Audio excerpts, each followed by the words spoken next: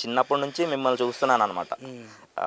ఎన్నో వాయిస్లు అలవోకగా అలా చేస్తారన్నమాట. డాకు డాకు మహారాజ్,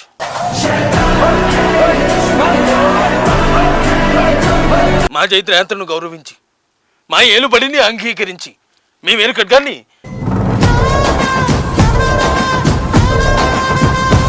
అన్న 2 బాల్కనీ టికెట్లు కావాలి. సినిమా కాక ఇంకేంటి? I'm the hero, you are the comedian.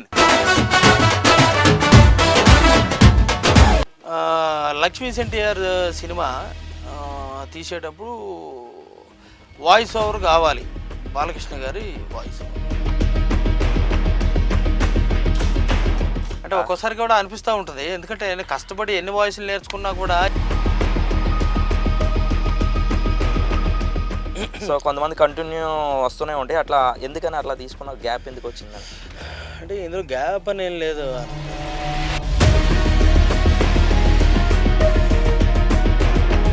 ఒక టైంలో మంచి బ్రహ్మాండంగా సీరియల్స్ అవి చేస్తున్న నేను కూడా అందులో కొందరు చేసిన కొన్ని మోసాలు అవి నచ్చక నేను అది వదిలేసి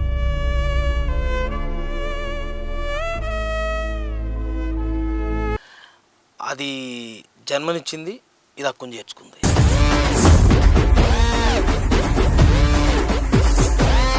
రెండిట్లో ఒకటే చూస్ చేసుకోమంటే మీరు ఏం చూస్ చేసుకుంటారు? కన్న తల్లి ప్రేమ గొప్పదా, పెంచిన తల్లి ప్రేమ గొప్పదా అంటే ఏమని చెప్తాను?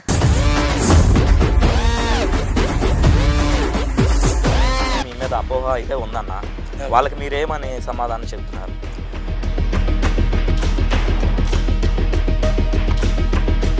చేస్తున్నప్పుడు అవసరాలు శ్రీనివాస్ గారు వచ్చారు. కేసీఆర్ గారు వాయిస్ నేను ఇమిటేట్ చేస్తున్నాను. ఆయన వస్తూ ఆయన నా దగ్గర ఒక మాట అన్నారు, ఈ ప్రోగ్రామ్ చూసి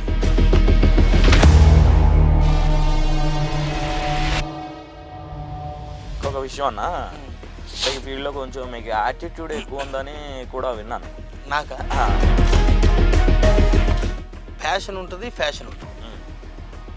సో ఫ్యాషన్ కాదు, ప్యాషన్ అదే ఫ్యాషన్ అవ్వాలి. నిజానికి రోజు చూసా ఉంటే అనేవాళ్ళు ఉంటారు. అంటే అలా ఎవరికైనా వస్తుంది కదా, మంచిగా నేర్చుకుని బ్రహ్మాండంగా ప్రజెంట్ చేయగలుగుతాను. అప్పుడు నువ్వు నేను మిమిక్రీ ఆర్టిస్ట్ అని చెప్పు.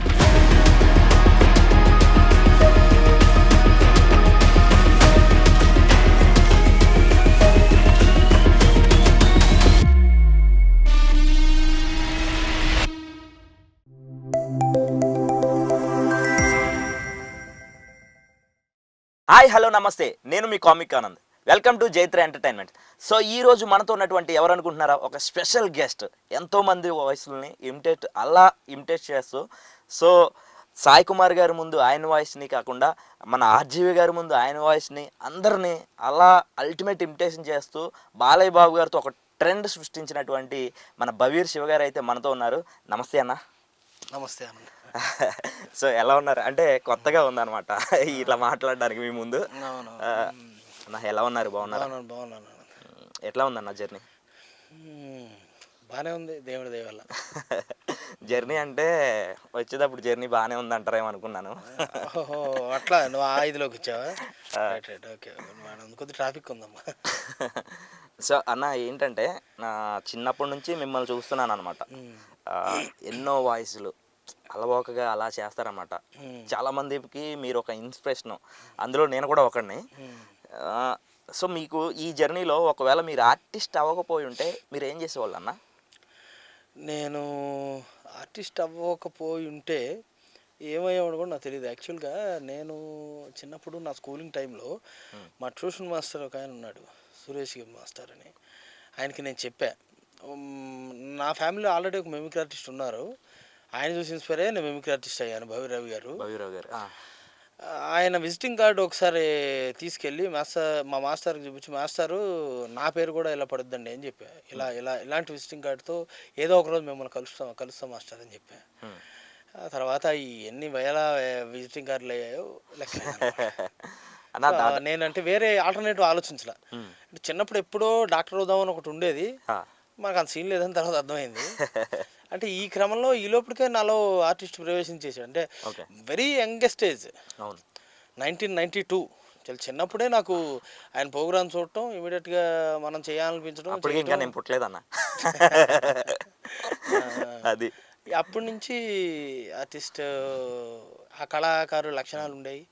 ఈ పాటలు పాడడం కానివ్వండి, మిమిక్రీ చేయడం కానివ్వండి, చిన్న చిన్నగా ఇమిటేషన్ డాన్స్ చేయడం కానివ్వండి, ఇవన్నీ అప్పటి నుంచే ఉండేది.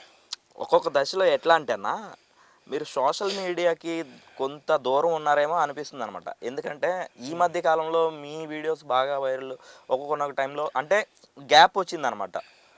సో కొంతమంది కంటిన్యూ వస్తూనే ఉంటాయి. అట్లా ఎందుకని అట్లా తీసుకున్నారు, గ్యాప్ ఎందుకు వచ్చిందని? అంటే ఇందులో గ్యాప్ అని ఏం లేదు ఆనంద్. మ్, అంటే నేను ఎప్పుడు కూడా ఏంటంటే నా పని నేను చేసుకుంటూ వెళ్ళిపోతా. నేను నాకు అవకాశం ఇచ్చి ఈరోజు నువ్వు అడిగావు, రమ్మన్నావు, వచ్చాను, ఇంటర్వ్యూ ఇచ్చాను. అలా ఎవరైనా అడిగితేనే చేస్తాను, నేను దాని వెంట పడను. అదొక రీజన్ అయి ఉండొచ్చు. ఏదైనా సరే ప్రోగ్రామ్స్ విషయమైనా సరే నా పరిధిలో నాకు వచ్చినాయి, నన్ను నచ్చినోడు, నన్ను మెచ్చినవాడు పిలిస్తే నేను వెళ్ళి ప్రోగ్రామ్ చేశాను. సో ఇట్లా నేను ఎప్పుడు కూడా కళాకారుడిగా ఎదగాలని ఎవరికి ఉండకుండా ఉంటుంది మనసులో, ప్రతి ఒక్కడికి ఉంటుంది. అలాగే నాకు కూడా ఉన్నది. కానీ నేను ఏంటంటే దేనికి వెంటపడలేదు, ఓకే. ఎవరిని అడగలేదు. ఇప్పుడున్నది ఇంత ఒకానొక టైంలో మంచి బ్రహ్మాండంగా సీరియల్స్ అవి చేస్తున్న నేను కూడా మళ్ళీ ఎందుకో అందులో కొందరు చేసిన కొన్ని మోసాలు అవి నచ్చక నేను అది వదిలేసి మళ్ళీ స్టేజ్ ఫీల్డ్ కంటిన్యూ చేసి తర్వాత ఛానల్స్లో చేసి అవి చేసి ఇవి చేసి ఏదో రకరకాలుగా చేసి ఈ స్టేజ్లోనే ఉన్నాను తప్ప ప్రత్యేకంగా ఒక గోల్తో సినిమాల్లోకి వెళ్ళిపోవాలని కానీ అట్లా ఎందుకో మధ్యలో కొన్నాళ్ళు లేకపోయి ఇప్పుడు నేను కొద్దిగా సినిమాలకి ఎక్కువ ప్రయత్నిస్తూ ఉన్నాను. నువ్వు అన్నటువంటి గ్యాప్ ఏదైతే ఉందో మీడియా గ్యాప్ అయితే మాత్రం నాకు ఎందుకో నేను వెళ్ళి ఒక ఛానల్ ఏదన్నా ఒక ఛానల్లో ఒక ఇంటర్వ్యూ ఎవరన్నా ఒక యాంకర్ చేస్తున్నటువంటి ఒక ఇంటర్వ్యూ బాగా హిట్ అవుతుంది, అతను చేస్తే ఎక్కువ వ్యూస్ వస్తున్నాయి, అట్లా నేను అడగడం అట్లా లేదు. ఓకే. నేను ఎవరిని అడగలేదు, అడిగి బాబు నా ఇంటర్వ్యూ చేయని చెప్పి నేను ఎప్పుడూ ఎవరిని అడగలేదు, కొద్దిగా పెట్టండి అని ఎవరిని రిక్వెస్ట్ చేయలేదు. సో వాళ్ళు నన్ను అడిగినవే ఉన్నాయి కాబట్టి గ్యాప్ అంటాం కానివ్వండి, తక్కువ ఉండటం కానివ్వండి అయ్యి ఉండొచ్చు బహుశా. ఓకే. అంతే.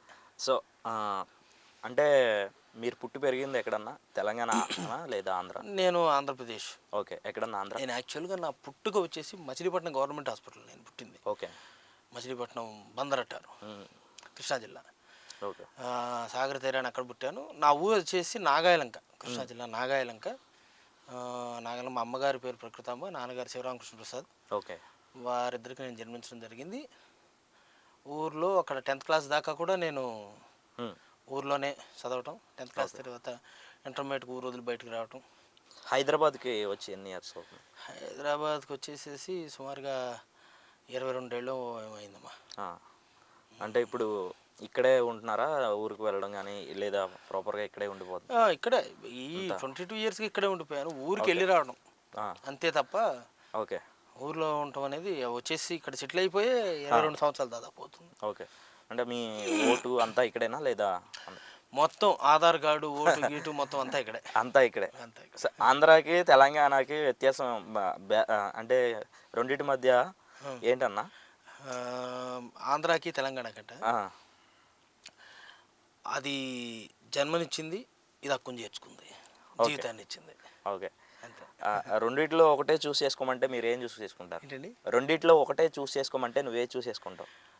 ఈ రెండిట్లో ఒకటే చూస్ చేసుకోమంటే అలా చెప్పడం కష్టం. ఎందుకంటే అంటే చాలా మంది కళాకారులు కన్న తల్లి ప్రేమ గొప్పదా, పెంచిన తల్లి ప్రేమ గొప్పదా అంటే ఏమని చెప్తాను. అంటే నాకు అంటే నేను సరైన ఊహలోకి వస్తున్న టైంలో హైదరాబాద్ వచ్చేసాను. అప్పటి నుంచి ఇక్కడే ఉన్నాను. ఓకే. అప్పుడు ఏదని చెప్తాను. ఓకే. సో కొంతమంది ఎలా ఏమంటున్నారంటే అన్న, హైదరాబాద్కి వచ్చి సెటిల్ అయిన తర్వాత కూడా హైదరాబాద్లో ఏముందని చాలా వరకు అంటున్నారు అనమాట. లేదమ్మా, హైదరాబాద్లో ఏముంది, ఏమి లేకపోతే ఇంతమందికి అవకాశాన్ని ఇచ్చింది, ఇంతమందిని హక్కు చేర్చుకుంది, ఇంతమందిని బ్రతకటానికి.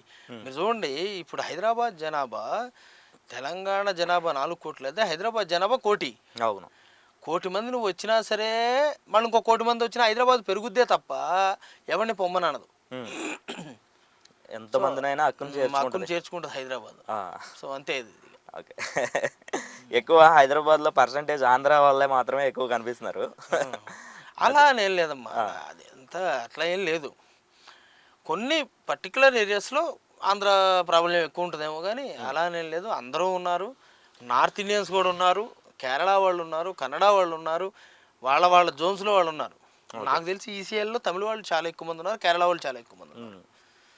అట్లా కూకట్పల్లి, సరూనగర్, సారీ ఎస్ఆర్ నగర్, కూకట్పల్లి ఈ ఏరియాస్లో అంతా కూడా ఆంధ్ర వాళ్ళు ఎక్కువ ఉన్నారు.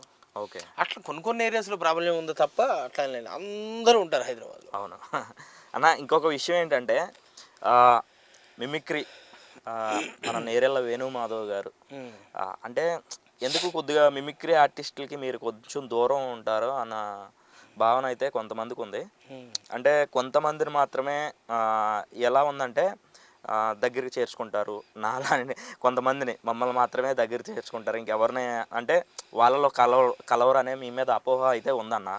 వాళ్ళకి మీరేమని సమాధానం చెబుతున్నారు?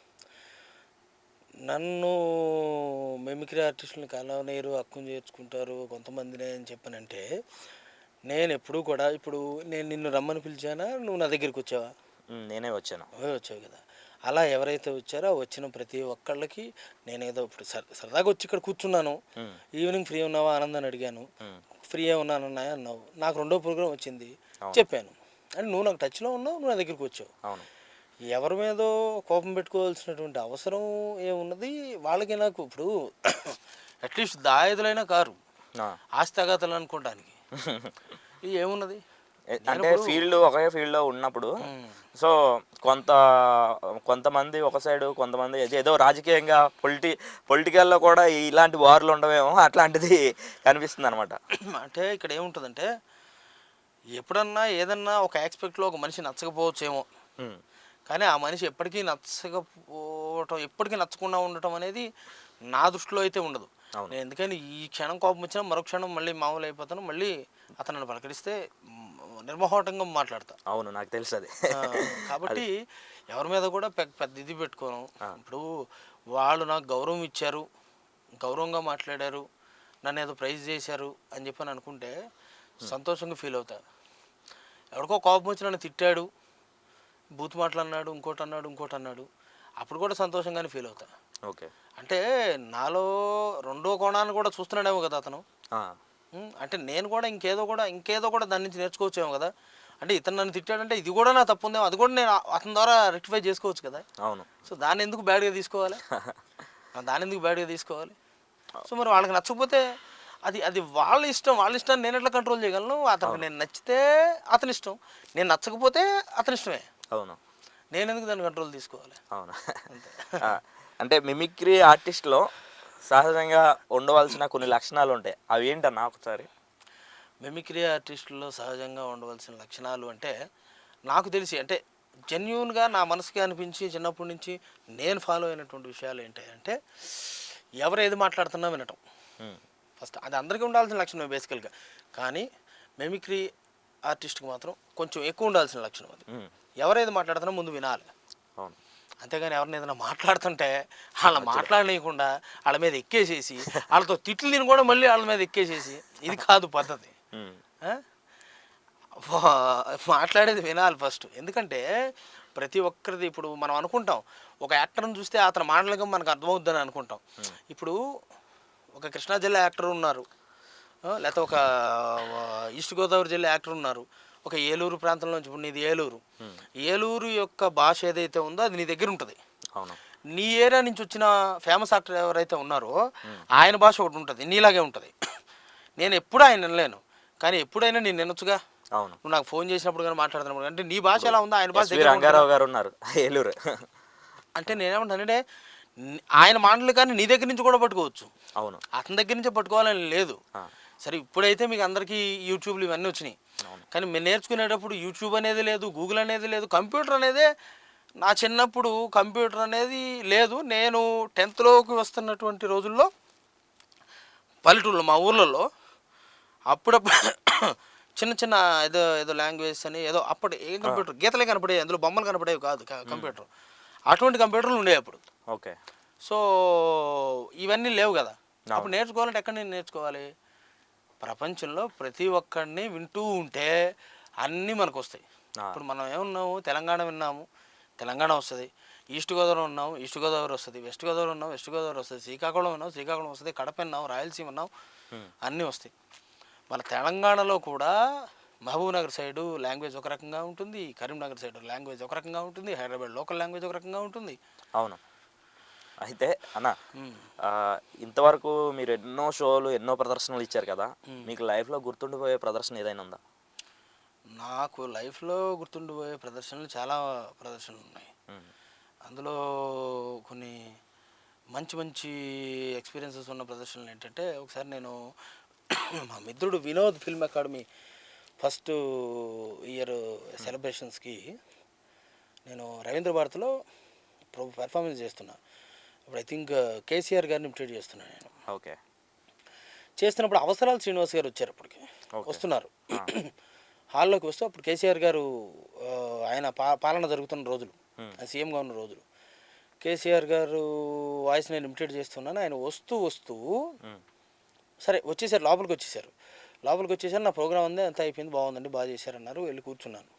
కూర్చున్న తర్వాత నెక్స్ట్ నాకు అవసరాలు శ్రీనివాస్ గారిని మెమెంటో ఇమ్మని నన్ను పైకి పిలిచారు. నన్ను పైకి పిలిచినప్పుడు ఆయన నా దగ్గర ఒక మాట అన్నారు. ఏమండి, నేను లోపలికి వస్తూ కొంపతీసి గవర్నమెంట్ ప్రోగ్రామ్ ఏమైనా జరుగుతుంటే, ఇప్పుడు అంటే రవీంద్ర భారతిలో ఒక 4-5 హాల్స్ ఉంటాయి, 4 హాల్స్ ఏమి ఉన్నాయి. అంటే రూట్ మారి నేను ఏమన్నా రాంగ్ హాల్కి వచ్చానేమో అనుకున్నానండి. మీరు కేసీఆర్ గారిని ఇమిటేట్ చేస్తుంటే అంతా మైమర్చిపోయాను నేను అని చెప్పాను అన్నారు. I will be very happy. నేను మర్చిపోలేనటువంటి ప్రదర్శన. సూపర్. అట్లాగే మన గీతా మాధురి గారి రిసెప్షన్లో, అదే నందు వాళ్ళ ఇంటి పైన, మా ఇంటి దగ్గరలోనే ఉంటుంది, అక్కడ నన్ను ప్రోగ్రామ్కి పిలిచారు, వెళ్ళాను. సో ఫస్ట్ ప్రోగ్రామ్ చేశాను, చాలా మంచి హిట్ అయింది. Okay, super. అద్భుతంగా అయినప్పుడు మంచి మంచి అప్లాజెస్ వచ్చినాయి. అప్లాజెస్ వచ్చిన తర్వాత ఒక అతను, ఒక రైటర్, అప్పుడే ఎదుగుతున్నటువంటి రైటర్ అతను, ఆ పేరేంటి నాకు గుర్తులేదు, చాలా అయింది. ఓకే. ఆయన నా దగ్గరికి వచ్చాడు. నా దగ్గరికి వచ్చి నవ్వుతున్నాడు. నవ్వాను. ప్రోగ్రామ్ చేశాను కదా, ఇష్టం మీద వచ్చి పలకరిద్దామని వచ్చారేమో, అలాగే నవ్వారేమో అదే కోవాలని నేను నవ్వాను. అయిపోయిన తర్వాత, సార్ మీతో మాట్లాడాను, చెప్పండి సార్ అన్న. నేను చాలా డీసెంట్ అండి అన్నాడు. ఓహో, వెరీ గుడ్ అండి. నేను కొద్దిగా చాలా తక్కువ మాట్లాడతానండి. ఓ అవునా, నేను కొంచెం రిజర్వ్డ్గా ఉంటానండి. సార్ నువ్వు ఉంటావు, డీసెంట్గా ఉంటావు, తక్కువ మాట్లాడతావు, రిజర్వ్డ్గా ఉంటావు, ఏం నాకెందుకు చెబుతున్నావు అని ఫీలింగ్ వచ్చింది నా మనసులో. ఇప్పుడు నేనేమో ఎక్స్పెక్ట్ చేస్తాను, ఆయన నాతో మాట్లాడదాం అనుకుంటే, సార్ మీరు ఎంత బాగా ప్రోగ్రామ్ చేశారండి అంటారని ఆ ఫీల్లో ఉంటాం మనం. అవును. ఈ నీ మాట్లాడి అంటున్నాడు. సరే అంటున్నాడు, ఓకేనండి అన్న. మళ్ళీ కూడా ఓపిక అంటే, సార్ ఇలా ఉండే నేను మీ ప్రోగ్రాం చూసి ఫస్ట్ విజిలేసి రచ్చ చేసింది నేనే సార్ అన్నాడు. అంటే ఆయన అలాంటి వాళ్ళని కూడా, ఇలా అంటే అలాంటి వాడిని కూడా కదిలించగలిగాను నేను, అది అని నాకు ఒక హ్యాపీయెస్ట్ మూమెంట్ అనమాట. ఎందుకంటే అతను అలాంటి వాడిని కూడా అలా ఎంటర్టైన్ చేయగలిగాను. అలాగా ఈయన ఇవన్నీ అంటే ఆయన ఏంటో ముందు నాకు చెప్పి, ఆ తర్వాత ఆయన ఎలా చేశాడు నా ప్రోగ్రాం వల్ల అనేది కూడా నాకు చెప్పడం అనేది నాకు చాలా బాగా హ్యాపీగా అనిపించింది అనమాట. అలాగే ఇంకా వేరే ఒక ప్రోగ్రాంలో ఒక పెద్దవాడు, మా ఫ్రెండ్ వాళ్ళ నానమ్మ గారు ఎన్టీఆర్ గారిని ఇమిటేట్ చేసి వచ్చి కాళ్ళకు దండం పెట్టి, అయ్యా అమ్మ నాకెందుకు దండం పెడుతున్నారంటే, నీలో ఉన్న సరస్వతీదేవికి నేను దండం పెట్టాను అయ్యా, నీకు కాదు చిన్నవాడు, నీకెందుకు పెడతాను, అన్నగారిని కళ్ళకు ముందు కదిపినట్టు. అంటే వాళ్ళు బయటకి వెళ్ళి అందరూ ఆర్టిస్టులు ప్రోగ్రామ్స్ చూడలేరు. అవును. నేను చెప్పే ఈ విషయం కూడా సుమారు 20 సంవత్సరాల క్రితం. అప్పట్లో ఇంత మళ్ళీ ఇన్ని ప్రోగ్రామ్స్ ఇంత ఇవన్నీ లేవు కదా. సో అట్లా ఆవిడ ఇట్లాంటివి కొన్ని ఇంకొక విషయం అన్న, ఈ ఫీల్డ్లో కొంచెం మీకు యాటిట్యూడ్ ఎక్కువ ఉందని కూడా విన్నాను. నాకా? దాని మీద మరి మీరు ఏం స్పందిస్తారు, ఏం చెప్పాలనుకుంటున్నారు? అంటే నాకు యాటిట్యూడ్ ఎక్కువ ఏంటంటే, నేను ఒక్క విషయం అంటానండి, ఏంటంటే ఎలా ఉండాల్సిన వాళ్ళు అలా ఉండకపోతే, ఎలా చేయాల్సిన వాళ్ళు అలా చేయకపోతే నాకు కొంచెం కోపమే. సో అది కూడా ఎక్కువసేపు ఉండదు, కొన్ని క్షణాలు ఉంటుంది, కొంతసేపు ఉంటుంది, తర్వాత మళ్ళీ మామూలు అయిపోతాను. రెండో విషయం ఏంటంటే, కానీ ఒకప్పుడు యంగేజ్లో ఉన్నంత ఆ స్పీడ్ కానీ అలా కానీ ఇవన్నీ అంటే మారుతూ వచ్చాం కాబట్టి అదంతా డిఫరెంట్ అయిపోయింది. నాకు యాటిట్యూడ్ ఎక్కువ అంటే నన్ను చూసే కోణం రాంగ్గా చూస్తున్నావు అని అర్థం. అది నాకు ఎప్పుడు యాటిట్యూడ్ పొగరు ఆ. అనేది నేను ఎప్పుడు చూపించలే. నాకు నచ్చకపోతే అంటే మాత్రం నేను అదే చెప్తున్నాను. అంటే నువ్వు ప్రతి ఒక్క కళాకారుడిని కలగలుపుకుపోతావు. ప్రతి ఒక్కరిని ఒక స్టేజ్ మీదకి తీసుకురావాలని కోరుకునే వ్యక్తివి. కానీ బయట నేను విన్న దాన్ని బట్టి డైరెక్ట్ నిన్ను ఇంటర్వ్యూలో అడిగితే బాగుంటుంది కదా అని అడిగాను. అంటే అలాగా చాలామంది ఏమో నాకు తెలిసి అయితే నన్ను గురించి ఎక్కువగా బ్యాడ్ అని అనుకుంటున్నారు అయితే నేను అనుకోను. ఎందుకంటే నేను ఏంటనేది చాలామందికి బాగా ఎక్కువ తెలుసు. బ్యాడ్ వేరు, యాటిట్యూడ్ వేరు. యాటిట్యూడ్ సరే మంచిదే కదా, మంచి విషయమే కదా. అవును. యాటిట్యూడ్ అంటే యాటిట్యూడ్ అంటే తప్పుగానే ఎందుకు అనుకోవాలి, మంచి యాటిట్యూడ్ అనుకోవచ్చు అనుకుంటున్నారేమో కదా. సో అట్లా అయితే అన్న సరదాగా అప్పుడు మీకేంటంటే బాగా మన బాలయ్య బాబు గారు పేరు చెప్పగానే మన మిమిక్రీ ఆర్టిస్ట్లో మీరు గుర్తొస్తారనమాట. సో మన బాలయ్య బాబు గారితోనే ఒక వాయిస్ ప్రేక్షకులు జైత్ర ఎంటర్టైన్మెంట్ ప్రేక్షకుల కోసం ఆయన నాన్ స్టాప్ డైలాగ్స్ మా కోసం. సరే రీసెంట్లీ డాకు మహారాజ్ ఒక దాని నుంచే స్టార్ట్ చేద్దాం అన్న. యాక్చువల్గా డాకు మహారాజ్లో ఇప్పుడు దాకా రిలీజ్ అయిన దాంట్లో ఒక డైలాగ్ ఏం లేదు, అది చిన్నదే, జస్ట్ సింపుల్గా డాకు డాకు మహారాజ్ జస్ట్ ఇదే ఉంది. అయితే జైత్ర ఎంటర్టైన్మెంట్స్ కాబట్టి జైత్ర యాత్ర నుంచే మొదలు పెడదాం. మా జైత్ర యాత్రను గౌరవించి మా ఏలుబడిని అంగీకరించి మీ వేరు ఖడ్గాన్ని మా రాయి బారికి స్వాధీనం చేసి మీరు మా సామంతులు అవుతారని ఆశిస్తున్నాము. సమయం లేదు మిత్రమా, చరణమ్మా రాణమ్మా, ఇప్పటికి ఉనికి నిలుపుకున్నాం, ఇక ఉనికిని చాటుతాం. నూతన నిర్మాణమైన భారత రాజ్యాన్ని పరదేశం నేతృత్వ ప్రక్షాళన చేద్దాం. దొరికిన వాడిని తురుముతాం, దొరకని వాడిని తరుముతాం. ఏది ఏమైనా దేశం మేసం చెబుతాం. అబ్బబ్బబ్బా సూపర్. సింహాలో ఒకటే ఇలాగ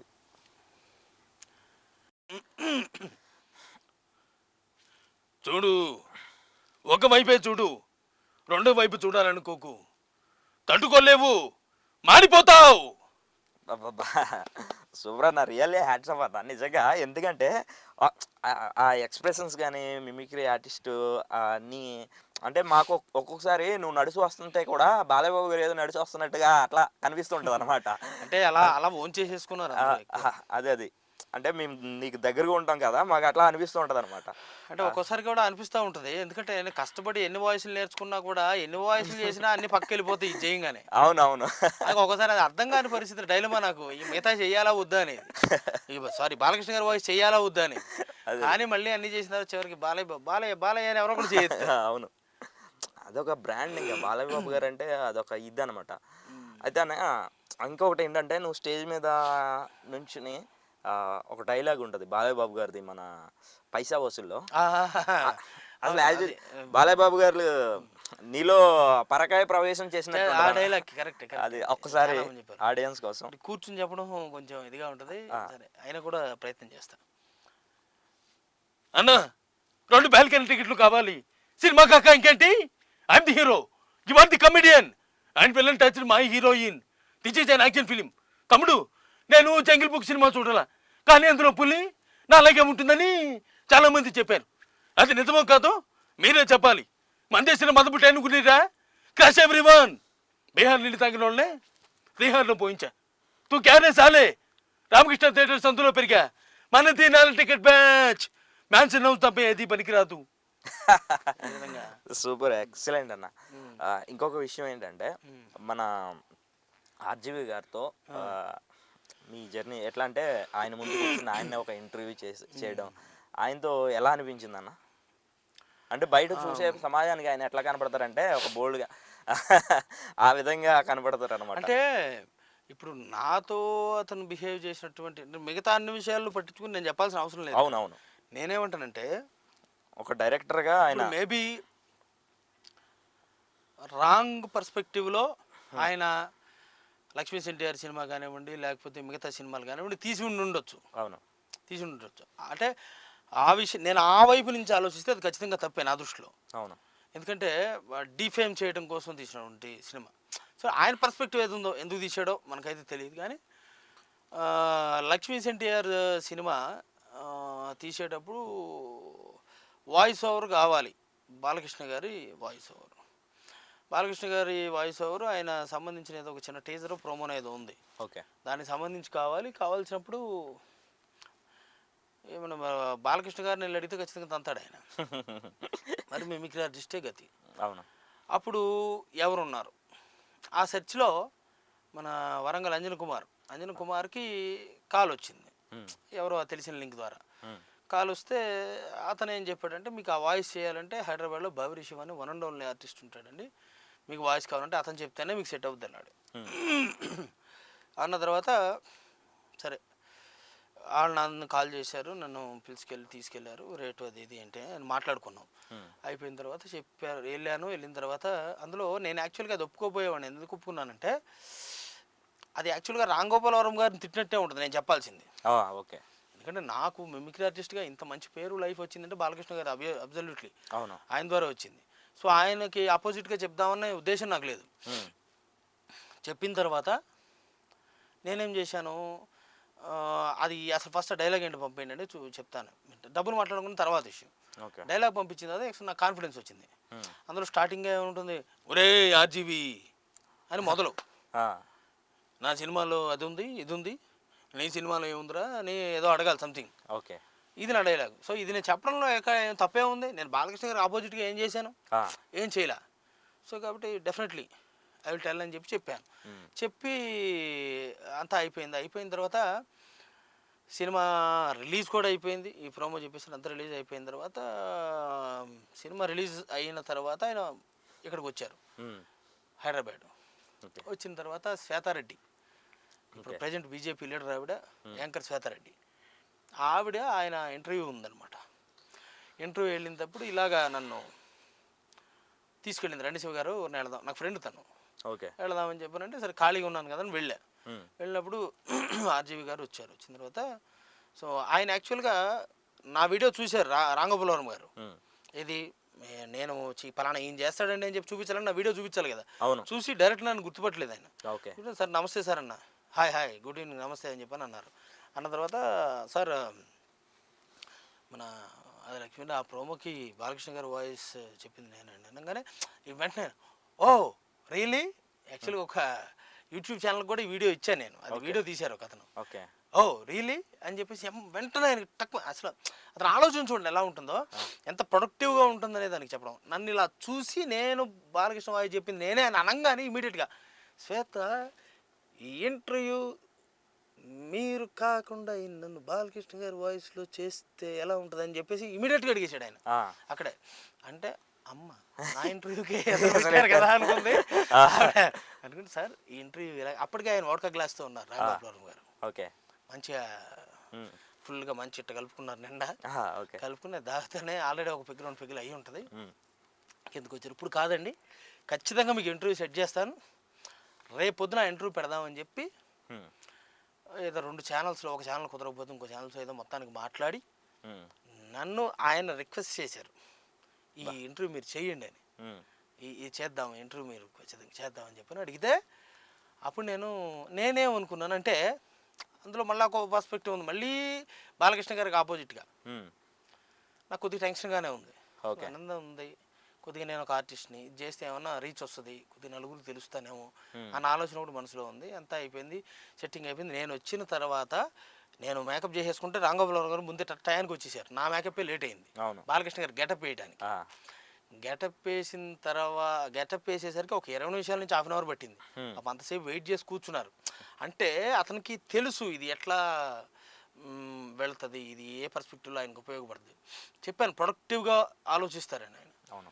అలాగా కూర్చోబెట్టి ఆయన కూర్చుండగా నేను గెటప్ రెడీ అయింది, వెళ్ళిన తర్వాత సార్ నమస్తే సార్, ఆయన ఎంతైనా లెజెండరీ డైరెక్టరే సార్, కొద్దిగా టెన్షన్గా ఉంది సార్ మిమ్మల్ని ఇదాను, ఒక సెకండ్ ఇచ్చాడు ఇప్పుడు ఓకే సార్, అయినా కూడా కొంచెం టెన్షన్గానే ఉందంటే ఆయన ఇమీడియట్గా మేడం మీరు బాలయ్యలాగా ఫీల్ అవ్వండి, మీరే బాలయ్య, మీరు తిట్టాలనుకుంటే తిట్టండి, ఏది అడగాలనుకుంటే అది అడగండి అన్నాడు ఎమ్మటే.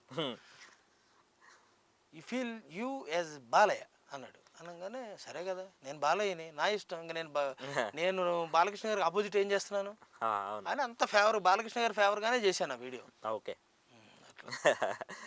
అలా జరిగింది. అయితే ఏంటంటే ఆయన ఒక మెగాస్టార్ చిరంజీవి గారిని పిలిచి సినిమాలు తీయాలి అని అనుకోడు. ఎవరో ఒక మెగాస్టార్ చిరంజీవిని మట్టిలో మాణిక్యాన్ని ఎతికి పట్టి ఆయన మెగాస్టార్ చిరంజీవిని చేయాలనుకుంటారు. అవును. ఆ క్వాలిటీ అయితే ఆయనలో చూశాను. అవును.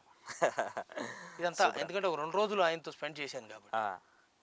ఇంకొకటన్నా మీరు ఇంకా మంచిగా ఒక యూనిక్ వాయిస్ ఒకటుంది. మన రాజీవ్ గారి వాయిస్. హ్మ్. రాజు కనుక. రాజీవ్ కనకాల గారు. హ్మ్. ఆ వాయిస్ కూడా ఉంది. సో, డబ్బింగ్‌లో కూడా విన్నాం.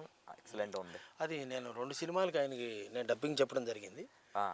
సో కొంచెం కొంచెం ప్రయత్నం చేస్తాను. నా పేరు వికాస్ సార్. జిహెచ్ఎంసీలో యూడీసీగా పనిచేస్తున్నాను. కొత్త బిల్డింగ్ పర్మిషన్స్ ఇస్తూ ఉంటాను సార్.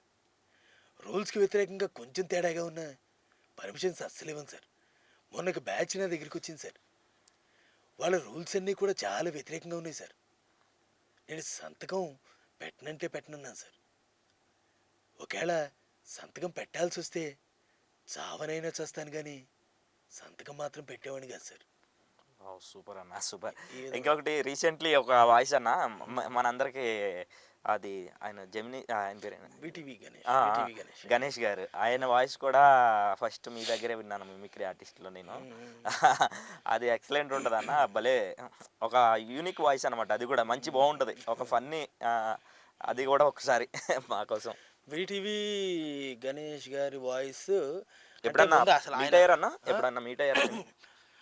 బార్బరీక్ అని ఈరోజే యాక్చువల్గా ఒక cinema teaser teaser teaser release అయింది సినిమా. ఆ టీజర్ ఆ సినిమాలో బార్బరీకుడు లైన్ గురించి ఒక బార్బరీకుడు ఘటోత్కచుడు కొడుకు ఓకే. బర్బరీకుడు అంటారు. బార్బరీక్ ఆ సినిమాకి సంబంధించినటువంటి దాంట్లో సత్యరాజ్ గారు ఆ మెయిన్ లీడ్ క్యారెక్టర్ పోషించడం జరిగింది. ఆ సినిమాలో వీటీవీ గణేష్ గారు ఉన్నారు. ఓకే. ఆయనతో కలిసి నేను యాక్ట్ చేయడం జరిగింది. ఓకే.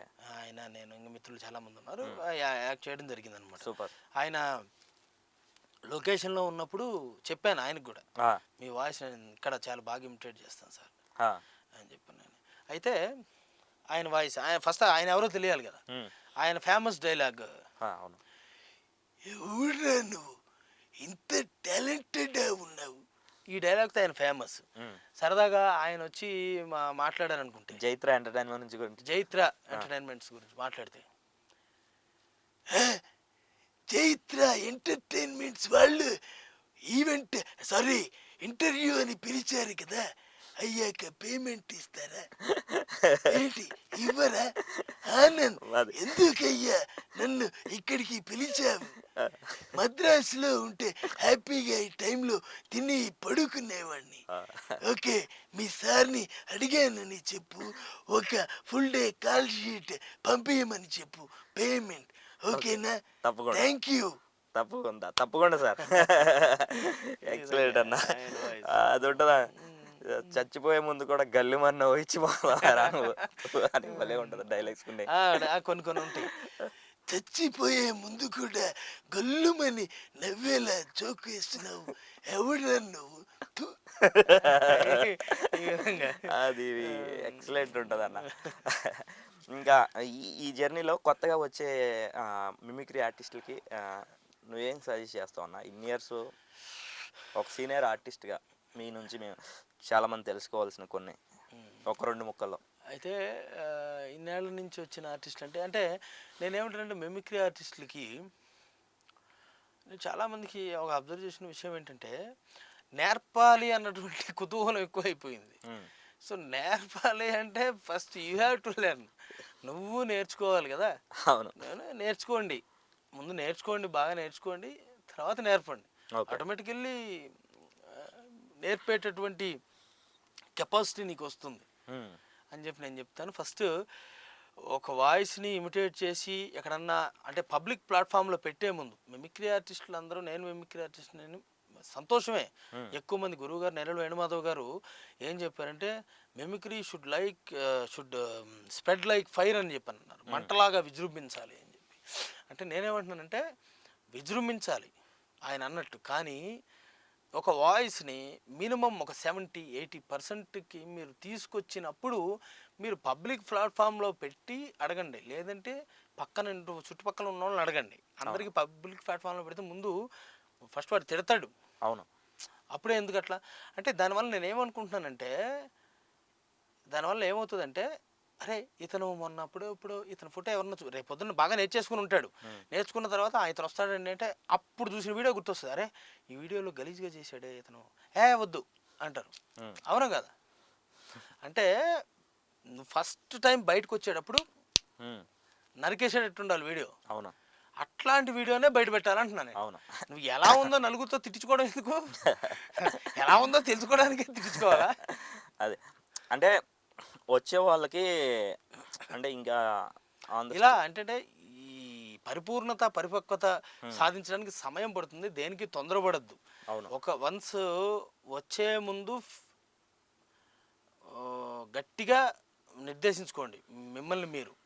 మీరు ఇందులో ఉండాలి అని పర్ఫెక్ట్గా అనుకుని నేను ఇందులో ఉండగలను, ఐ కెన్ సస్టైన్ అనుకున్నప్పుడు ఇందులోకి రండి. వచ్చిన తర్వాత మాత్రం వదిలి వెళ్ళొద్దు, వెనక్కి తిరిగి వెళ్ళొద్దు. కృషి కూడా అదే విధంగా ఉండాలని చెప్పి అంటాను. అవును. అంటే కొంతమంది ఏంటంటే ప్యాషన్గా కొంచెం నేర్చుకుని ఒక 4-5 వాయిస్లు వస్తే ఇంకా వాళ్ళ ట్రావెల్ అయిపోతున్నారు. ఆన్ ద స్టేజ్ పర్ఫార్మెన్స్ వచ్చినప్పుడు ఒక హాఫ్ అన్ అవర్ ఒక షో చేయాలి, ఒక 40 మినిట్స్ చేయాలి. వాళ్ళ ఆ వచ్చిన దాన్ని మాత్రం చేసి ప్రజెంట్ చేసి దిగిపోతే అవతల వాళ్ళు అదే ఇక్కడ ప్యాషన్ ఉంటుంది, ఫ్యాషన్ ఉంటుంది. సో ఫ్యాషన్ కాదు, ప్యాషన్ అదే అదైందా? ప్యాషన్ అవ్వాలి.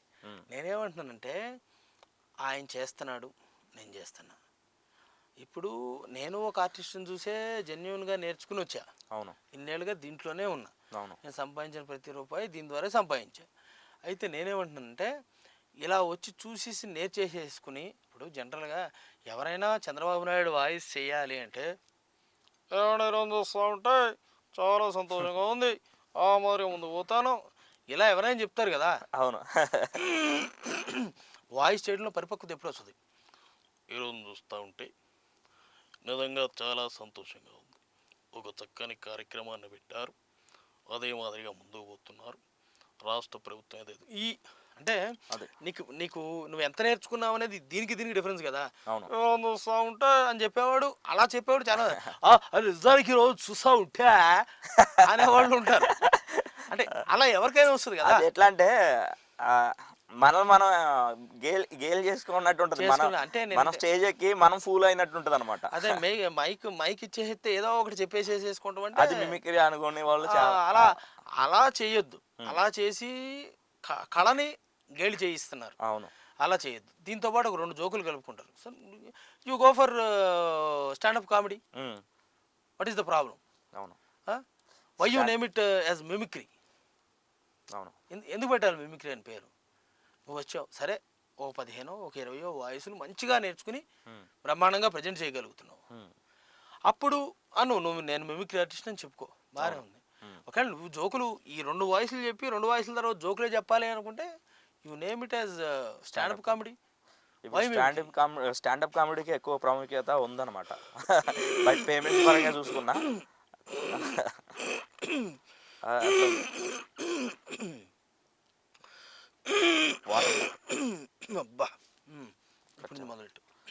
ఓకే. బయట చూసుకుంటేనా మిమిక్రీకి స్టాండప్ కామెడీకి ఎక్కువ డిమాండ్ ఉందన్నమాట. అవును, స్టాండప్ కామెడీకి మంచి డిమాండ్. తెలుగులో స్టాండప్ కామెడియన్స్ సరైన వాళ్ళు కావాలి కానీ మంచి డిమాండ్ ఉంది ఇప్పుడు. అవును, ఎందుకంటే కార్పొరేట్ షోస్లో ఒకప్పుడు బాగా మిమిక్రీ ఆడేవాళ్ళు, అడిగేవాళ్ళు. ఇప్పుడు ఎక్కువగా స్టాండప్ కామెడీ అడుగుతున్నారు. అవును, అది తెలుసుకుని అది చేయండి, నో ప్రాబ్లం. అది ఏదైనా ఏంటంటే నేను నేరేళ్ళ వేణుమాధవ్ గారి గురించి ఒక విషయం చెప్పాలి. ఆయన ఏంటంటే ఆయన చనిపోయే ముందు, ఆయన 86 సంవత్సరాల వయసు ఉన్నప్పుడే ఆయన చనిపోయారు, 67లోకి వచ్చిన తర్వాత అనుకుంటా. ఓకే. నేను ఆయన చనిపోయిన తర్వాత కొన్ని రోజులకి అమ్మని కలవడానికి వెళ్ళాం. ఒకసారి పలకరించి వస్తే బాగుంటుంది కదా అమ్మని అని చెప్పి వెళ్ళాం. వెళ్ళినప్పుడు ఆవిడ లోపలికి వెళ్ళి మెల్లగా అరలో నుంచి ఏదో పుస్తకం ఎత్తికి తీసుకొచ్చింది. అది ఇంత పెద్ద పుస్తకం ఉంది. ఆ పుస్తకం ఒక్కోటి తెరిచి చూపించింది. నాయన ఇదిగో చూడండి నాయన, చనిపోయే ముందు మీ గురువుగారు చేసుకున్న ఇది అని చెప్పి చూపించింది. ప్రతిరోజు వచ్చేటటువంటి పేపర్లో నుంచి అందులో ఈ కామెడీకి సంబంధించి జోక్స్కి సంబంధించి ముక్కలు ఉంటాయి కదా, అవన్నీ కట్ చేసుకుని 86 చనిపోయే ముందు కూడా పుస్తకంలో అతికించుకునేవాళ్ళు ఆయన. అంటే తపన అనేది అలా. సో ఆయన మహానుభావుడు. అంత లేకపోయినా సరే ఆయన దాంట్లో ఇంత వెళ్ళాలన్నా సరే నీకు ఎంతో కొంత ఉండాలి కదా అంటా నేను. అవును. నిజం అన్న, అది మాత్రం గొప్పవాళ్ళని చెప్పుకోదగ్గవలసినటువంటి చూసి విషయం. కొన్ని కొన్ని నేర్చుకోవాలి కదా. అవును. శిష్యుల్ని ప్రేమించడం ఎట్లాగో ఆయన్నే చూసి నేర్చుకోవాలి. అవును. సద్గురువు ఒక మంచి గురువు ఎలా ఉంటాడో ఆయన చూసి నేర్చుకోవాలి. అవును. ఇప్పుడు లోపాలని ఎత్తి చూపకుండా లోపాలని ఉమ్. మంచి విషయాలుగా మార్చే విధంగా శిష్యుడికి ప్లస్ అయ్యే విధంగా మార్చగలిగేటువంటి గురువు ఆయన. అవును. ఆ విధంగా అంటే ఆయనతో నాకంటే సీనియర్ కళాకారులకి ఆయనకి ఉన్న మధ్య అంత సాన్నిహిత్యం నాకు లేదు, కానీ ఉమ్. నేను ఎన్నోసార్లు చూసాను ఆయన్ని. అవును. ఆయనకున్న స్పాంటెనిటీ అబ్బా.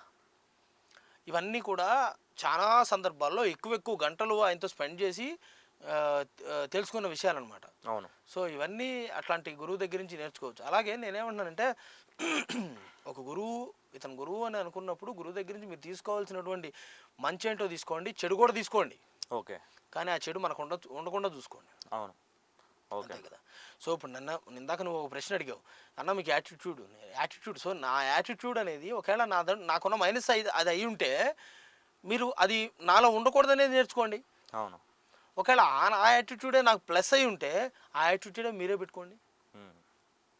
ఇది నేను చెప్పదలుచుకున్న విషయం. ఇంకొక విషయం అన్న, లాస్ట్ అండ్ ఫైనల్గా ఇప్పటికే మీ సమయం ఎక్కువ తీసుకున్నాను. మన పోసాని గారితో కూడా మీరు సినిమాకి డబ్బింగ్ చెప్పాను ఆయన కూడా. అది వర్క్ చేయడం అయితే జరిగింది. సో సోలో అనే మూవీకి పోసాన్ గారికి డబ్బింగ్ చెప్పడం జరిగింది. దానిలో అని కాదు కానీ ఆ డైలాగ్ గుర్తులేదు, చెప్పిన డైలాగులు సరదాగా ఆయన వాయిస్ ఫేమస్ డైలాగ్ ఏ విధంగా,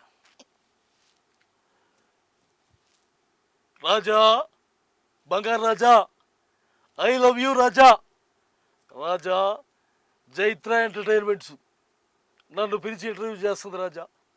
ఏంటి రాజా, ఎందుకు రాజా, ఇప్పుడే ఎందుకు పిలిచావు అన్నది రాజా, ఎన్నికలకు ముందు ఎందుకు పిలవలేదు రాజా, పిలవాలి కదా రాజా. ఏమండి మీరు పిలిచారు, నేను వచ్చాను, థ్యాంక్ యూ వెరీ మచ్ రాజా. వెళ్ళేటప్పుడు క్యాబ్ పెట్టండి, నడుచుకుంటా వచ్చా, నడిచే ఓపిక లేదు, ఓకేనా, వెళ్ళొస్తా Raja, I love you Raja. Thank you అన్న, థ్యాంక్ యూ సో మచ్ అన్న. లాస్ట్ అండ్ ఫైనల్గా ఒక చిన్న ఫ్రాంక్ కాల్ చేస్తాను అనమాట. బాలయ్య బాబు గారు అంటే మా ఫ్రెండ్ ఒకడికి పిచ్చి అభిమానం అనమాట, కోసేసుకుంటాడు. అంత అంత అభిమానం అనమాట మనోడికి. చిన్న చిన్న ఫ్రాంక్ కాల్ అన్న. చాలా బిజీగా ఉన్నట్టున్నాడు, లవర్ బాయ్ మావాడు.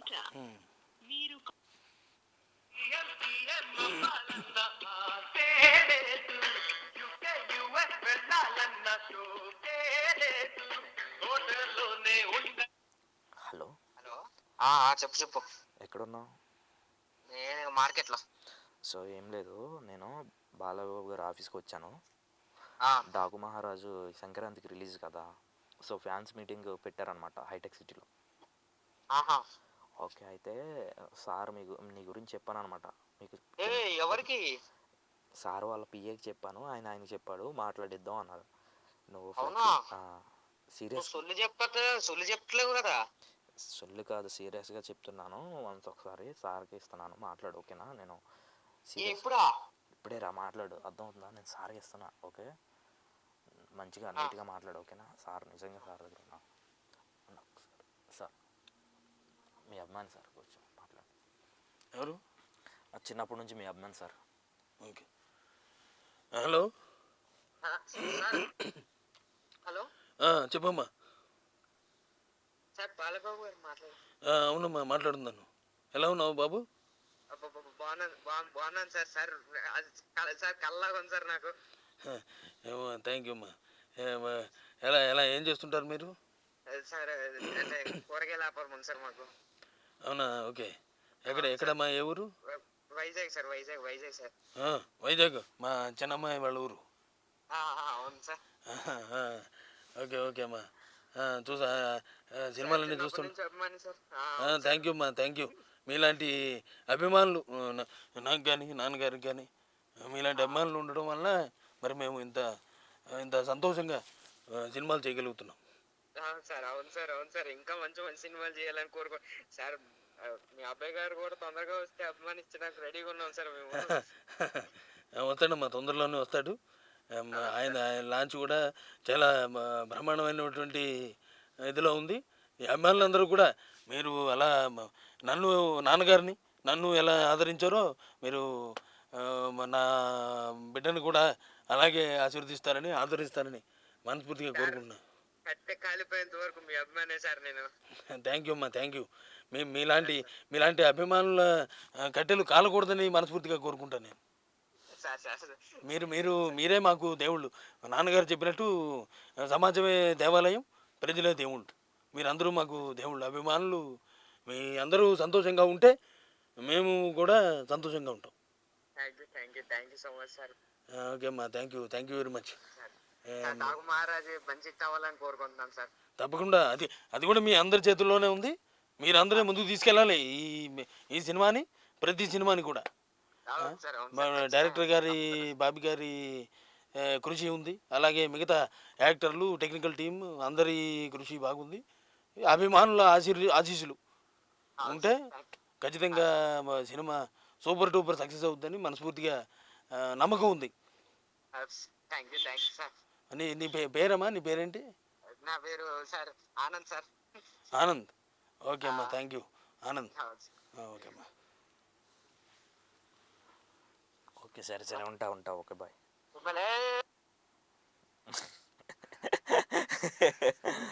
నిజంగా చాలా అంటే ఆడు మామూలుగా ఉండదు. తర్వాత నాకు ఫోన్లు వస్తున్నాయి. సో థ్యాంక్ యూ అన్న, thank you so much. Once మా స్టూడియోకి వచ్చి నీ విలువైన సమయాన్ని మాకు కేటాయించినందుకు మరొకసారి మా స్టూడియో తరపు నుంచి, మా ప్రేక్షకుల తరపు నుంచి ధన్యవాదాలు తెలియజేస్తూ. సో ఫ్రెండ్స్, చూస్తారు కదా ఇప్పుడు వరకు మరి బవీర్ శివ ఆయన మాటల్లోనే ఆయన మిమిక్రీ ప్రస్తావన అనేది ఎలా మొదలైంది, ఎంతవరకు వెళ్తుంది అనేది చూడాలి. మీరు ఇంకా సక్సెస్ఫుల్గా ముందుకు వెళ్ళాలని మేమైతే మనస్ఫూర్తిగా కోరుకుంటున్నాం. థ్యాంక్ యూ సో మచ్ అన్న. Thank you. జైత్ర ఎంటర్టైన్మెంట్స్ ఈ ఛానల్ని సబ్స్క్రైబ్ చేయండి, లైక్ చేయండి, బెల్ ఐకాన్ నొక్కండి.